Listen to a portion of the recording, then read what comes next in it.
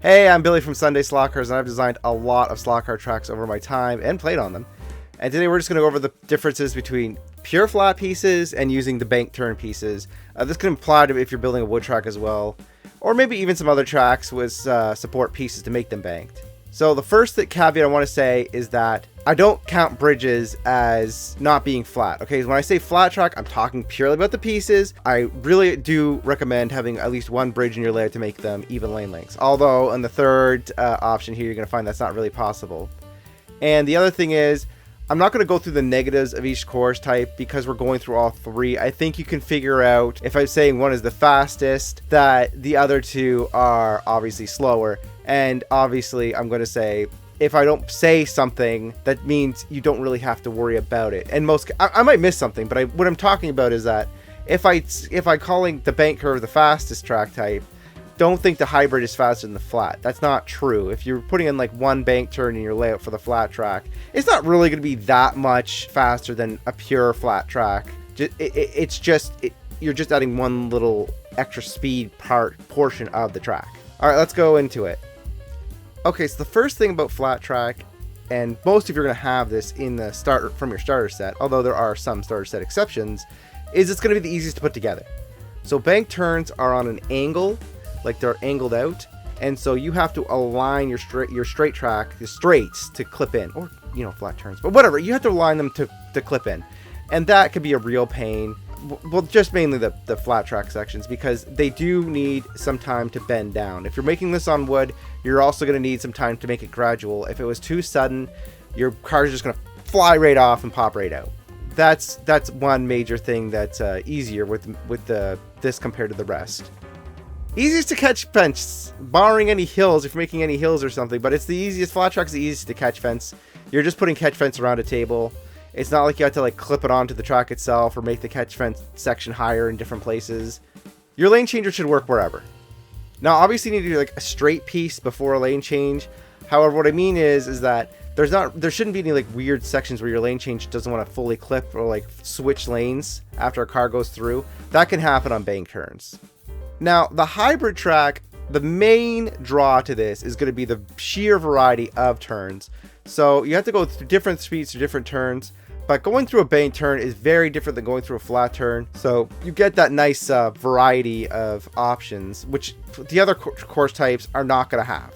Now, with proper planning, you can make your hybrid course have less crashes than the rest. Yeah, I'm serious. This will have the least amount of crashing, and that might seem a little bit confusing, but what you need to understand is that if you put a bank curve after a slow section, what's going to happen is that no one's going to really wipe out there, or it's going to be very uncommon. And you might say, well, what's the point of the bank turn then? But if you had the bank turn after a curve, after a flat curve, and then after the bank turns a straight, you still get that feeling of a long straight. So if I put a curve here, bank turn, long straight after that bank turn, speeding up through the bank turn, you're not going to really have many issues. That's obviously great, because then you won't have to worry about marshalling the one side of the track. Okay, next we're going to have oval racing. So this is with pure bank turns, and it's the fastest by far. And you're also going to have the most accidents on it by far.